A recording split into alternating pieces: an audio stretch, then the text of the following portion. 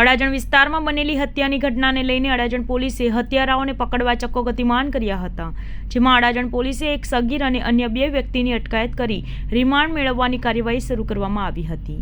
આરોપી રવિ રાજુ સુરેલા અને ભરત રમણ વાઘરી નામના 2ની ધરપકડ કરી હતી।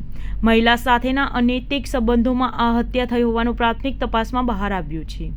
કૌટુંબિક મહિલા સાથે મૃતકને અનૈતિક સંબંધો હતા, ત્યારબાદ સમાધાન માટે વાટાઘાટો ચાલતી હતી।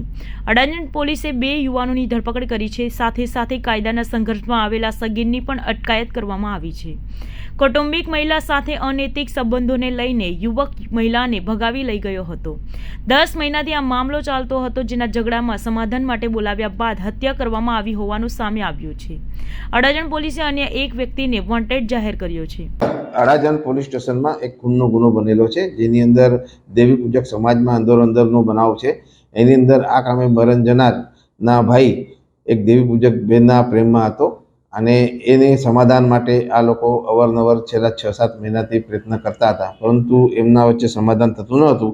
અને ગઈકાલે આ જે બનાવ બન્યો એના 1 દિવસ પહેલાં આ લોકોએ સમાજ માટે એસએમસી આવાસ પાસે ભેગા થયેલા અને અચાનક આ કામના આરોપીઓ ત્યાં આવેલા અને એ લોકોને સમાધાન ના કરી અને આ કામે જે મરણ ગનાર છે જયંતિભાઈ એને ઉપાડી અને રિક્ષામાં નાખીને એને જહાંગીરપુરા બાજુ લઈ ગયેલા હતા અને ત્યાંથી એને મારી અને પાછા ફરીથી ત્યાં નાખી ગયેલા। એ દરમિયાન એમને વધારે મૂળ માર વાગેલો હોય અને બીજી ઈજા થઈ, જેથી એનું મરણ ગયેલ છે, એટલે ખૂનનો ગુનો દાખલ કરવામાં આવેલ છે।